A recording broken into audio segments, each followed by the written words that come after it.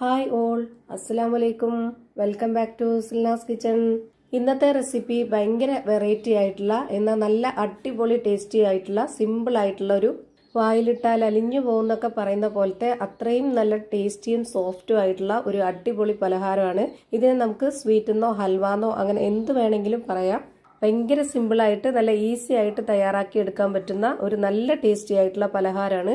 അപ്പോൾ ഇതെങ്ങനെയാണ് തയ്യാറാക്കുന്നതെന്ന് അറിയാനായിട്ട് വീഡിയോ സ്കിപ്പ് ചെയ്യാതെ മുഴുവനായിട്ടൊന്ന് കണ്ടു നോക്കണേ. റെസിപ്പിയിലോട്ട് കടക്കുന്നതിന് മുമ്പായി സിൽനാസ് കിച്ചൺ ചാനൽ ആദ്യമായിട്ട് കാണുന്നവരാണെങ്കിൽ പ്ലീസ് ഒന്ന് സബ്സ്ക്രൈബ് ചെയ്തേക്കണേ. ഒപ്പം തന്നെ ഈ വീഡിയോസ് നിങ്ങൾക്ക് ഇഷ്ടപ്പെടുകയാണെങ്കിൽ ഒരു ലൈക്ക് ചെയ്ത് ഷെയർ ചെയ്ത് സപ്പോർട്ട് ചെയ്യാനും മറക്കരുത്. ഇനി നമുക്ക് ഇതെങ്ങനെയാണ് തയ്യാറാക്കുന്നതെന്ന് നോക്കാം. ഇതിനായി ഞാൻ ആദ്യം തന്നെ സ്റ്റവിലേക്ക് ഒരു പാൻ വെച്ച് കൊടുത്തിട്ട് ഫ്ലെയിം ഓൺ ആക്കി കൊടുത്തിട്ടുണ്ട്. ഇനി ഇതിലേക്ക് ഒരു പാക്കറ്റ് പാലിന്റെ പകുതിയാണ് ഞാൻ ഇതിലേക്ക് ഒഴിച്ചു കൊടുക്കുന്നത്. ഓരോരുത്തർക്കും എത്രയാണോ തയ്യാറാക്കേണ്ടത് പലഹാരം അതിനനുസരിച്ച് വേണം നമ്മൾ പാൽ ഒഴിച്ചു കൊടുക്കാനായിട്ട്. ഞാനിവിടെ 1/2 കവർ പാലാണ് ഒഴിച്ചു കൊടുത്തിട്ടുള്ളത്. ഈ ഒരു കണക്കനുസരിച്ചാണ് ഞാൻ ബാക്കിയുള്ള എല്ലാ ഇൻഗ്രീഡിയൻസിന്റെ അളവും പറയുന്നത്. ഇനി ഈ ഒരു പലഹാരത്തിന് നല്ലൊരു മണത്തിന് വേണ്ടി ഒരു 3 ഏലക്ക തല്ലിയത് ഇട്ട് കൊടുക്കുന്നുണ്ട്. പിന്നെ ഇതിലേക്ക് ഒഴിച്ചു കൊടുക്കുന്നത് ബട്ടർ ഉരുക്കിയതാണ്. നെയ്യിൽ തയ്യാറാക്കി എടുക്കണം എന്നുള്ളവർക്ക് നെയ്യ് ഒഴിച്ചു കൊടുക്കാം, കുഴപ്പമൊന്നുമില്ല. ഞാനിവിടെ 2.5 ടേബിൾ സ്പൂൺ അളവിൽ ബട്ടർ ഒഴിച്ചു കൊടുത്തിട്ടുണ്ട്. ഉരുക്കിയെടുത്ത ബട്ടർ ആയതുകൊണ്ടാണ് ഇതുപോലെ സ്പൂണിന്റെ അളവിൽ ഒഴിച്ചു കൊടുത്തിട്ടുള്ളത്. വേറൊരു കാര്യത്തിന് വേണ്ടി ഉരുക്കിയെടുത്ത ബട്ടർ ബാലൻസ് ഉണ്ടായിരുന്നു, അതുകൊണ്ടാണ് ഇങ്ങനെ ഒഴിച്ചു കൊടുത്തത്. അതല്ല കട്ടയായിട്ട് ഇരിക്കുന്നതാണെന്നുണ്ടെങ്കിൽ ചെറിയ 2 പീസ് ഇട്ട് കൊടുത്താൽ മതി. ഇനി ഇതിലേക്ക് വേണ്ടത് പാൽപ്പൊടിയാണ്. ഞാനിവിടെ 1/2 കപ്പ് അളവിൽ 1 കപ്പ് നിറയെ പാൽപ്പൊടി ഇട്ട് കൊടുക്കുന്നുണ്ട്. ഈ പാല് ചെറുതായിട്ടൊന്ന് ചൂടായിട്ട് വരുന്ന സമയത്താണ് ഇതിലേക്ക് പാൽപ്പൊടി ഇട്ട് കൊടുക്കേണ്ടത്. എന്നിട്ട് ഇതുപോലെ സ്പാച്ച് വെച്ചിട്ട് നന്നായിട്ടൊന്ന് ഇളക്കി യോജിപ്പിച്ചു കൊടുക്കാം. കട്ടകളൊക്കെ ഉണ്ടെങ്കിൽ അതൊക്കെ ഇതുപോലെ നന്നായിട്ടൊന്ന് ഉടച്ചു കൊടുക്കുക. ഇനി ഇതിലേക്ക് ഇട്ട് കൊടുക്കുന്നത് 1/2 കപ്പ് അളവിൽ പാൽപ്പൊടി ഇട്ട അതേ അളവിൽ തന്നെ 1 കപ്പ് ഗോതമ്പ് പൊടിയാണ് ഇട്ട് കൊടുക്കുന്നത്. ഇതിപ്പോൾ പാല് അപ്പോഴേക്ക് നന്നായിട്ട് ചൂടായിട്ട് വന്നിട്ടുണ്ടാവും. ഗോതമ്പ് പൊടി നേരെ തന്നെ ഇട്ട് കൊടുക്കുമ്പോൾ കട്ടയായി പോവും. അതുകൊണ്ട് തന്നെ നമ്മൾ ഇതുപോലെ ഇട്ട് കൊടുത്തുകൊണ്ടിരിക്കുമ്പോൾ തന്നെ സ്പാച്ച് കൊണ്ട് നന്നായിട്ട് ഇളക്കി കൊടുക്കുകയും ചെയ്യുക.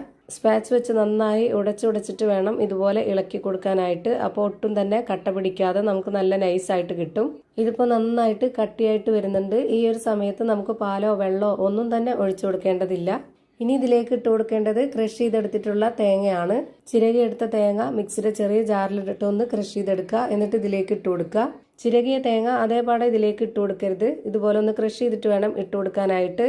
അല്ലാന്നുണ്ടെങ്കിൽ അതിൻ്റെ ആ ഒരു പരുവം തെറ്റിപ്പോവും. തേങ്ങ ഇട്ട് കൊടുത്തിട്ടുള്ളത് 250 ml കപ്പിന്റെ അളവിൽ 1 കപ്പ് നിറയാണ്. ഇനി ഇതിലേക്ക് വേണ്ടത് പഞ്ചസാരയാണ്. നമുക്ക് ഓരോരുത്തർക്കും മധുരത്തിന് ആവശ്യമായിട്ടുള്ള പഞ്ചസാര ഇട്ട് കൊടുക്കാം. ഞാനിവിടെ 1/2 കപ്പ് അളവിന് 1.5 കപ്പ് പഞ്ചസാര ഇട്ട് കൊടുത്തിട്ടുണ്ട്. ഇത് നല്ല കറക്റ്റ് മധുരമാണ്. ഇനിയിപ്പോൾ ഈ ഒരു പഞ്ചസാര ഇട്ട് കൊടുത്തത് കൊണ്ട് തന്നെ ഈ ഒരു കൂട്ട് നല്ല ലൂസായിട്ട് വരും. ശർക്കര ഇട്ട് കൊടുക്കണമെന്നുള്ളവർക്ക് അത് ഗ്രേറ്റ് ചെയ്തിട്ട് ഇട്ട് കൊടുക്കാവുന്നതാണ്. അതൊക്കെ ഓരോരുത്തരുടെ ഇഷ്ടത്തിനനുസരിച്ച് ചേർത്ത് കൊടുക്കാം. ഇപ്പോൾ ഇതാ ഈ ഒരു കൂട്ട് ഇതുപോലെ കളർ ചേഞ്ച് ആയിട്ട് ഈ ഒരു രീതിയിൽ വരും. നമ്മുടെ പാനിൽ നിന്നൊക്കെ വിട്ടുവരുന്ന ആ ഒരു പരുവാവും.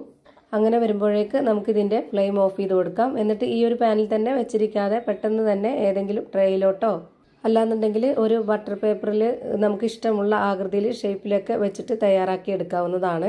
ഞാനിവിടെ ഇതുപോലൊരു പുഡിംഗ് ട്രേയിലാണ് ഒഴിച്ചു കൊടുക്കുന്നത്. ഇതിലേക്ക് കുറച്ച് ബട്ടർ ഒന്ന് സ്പ്രെഡ് ആക്കിയതിന് ശേഷമാണ് ഒഴിച്ചു കൊടുത്തിട്ടുള്ളത്. എന്നിട്ട് ഇതുപോലെ സ്പാച്ച് വെച്ചിട്ടൊന്ന് കറക്റ്റ് ലെവൽ ചെയ്ത് കൊടുക്കുന്നുണ്ട്.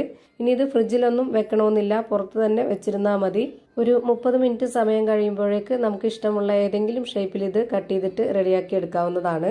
ഇത് കത്തി വെച്ച് കട്ട് ചെയ്യാനൊന്നുള്ളതില്ല. ഇതുപോലെ സ്പാച്ച് വെച്ചിട്ട് തന്നെ ഇങ്ങനെ കട്ട് ചെയ്തെടുത്താൽ മതി. അത്രയും സോഫ്റ്റ് ആയിട്ടാണ് ഇത് ഇരിക്കുന്നത്. അതല്ല സ്പൂൺ കൊണ്ട് കോരി കഴിക്കാനാണെന്നുണ്ടെങ്കിൽ അങ്ങനെ ചെയ്യാം. ഇത് നമുക്ക് ഇഷ്ടമുള്ള ഷേപ്പിലേക്ക് ആക്കിയെടുക്കാൻ പാകത്തിന് അത്രയും സ്മൂത്ത് ആയിട്ടാണ് ഇരിക്കുന്നത്. ഇത് കാണാനൊരു ഭംഗിക്ക് വേണ്ടിയിട്ട് ഞാൻ ഇതുപോലുള്ള ഷേപ്പിൽ ആക്കിയെടുക്കുന്നുണ്ട്. നമുക്ക് ഏത് ഷേപ്പിൽ വേണമെങ്കിലും ആക്കിയെടുക്കാം. ഇതുപോലെ തന്നെ എല്ലാം ഷേപ്പ് ആക്കിയിട്ട് ഞാനിവിടെ ഒരു പാത്രത്തിലേക്ക് മാറ്റുന്നുണ്ട്.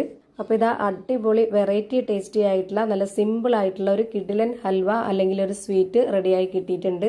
എത്ര കഴിച്ചാലും കൊതി തീരാത്ത അത്രയും നല്ല ടേസ്റ്റി ആയിട്ടുള്ള ഒരു പലഹാരമാണ്. അപ്പോൾ ഇത്രയേ ഉള്ളൂ ഇന്നത്തെ വീഡിയോ ഇഷ്ടമായാൽ ലൈക്ക് ചെയ്യാനും കമൻറ്റ് ചെയ്യാനും ഷെയർ ചെയ്യാനും മറക്കരുത്.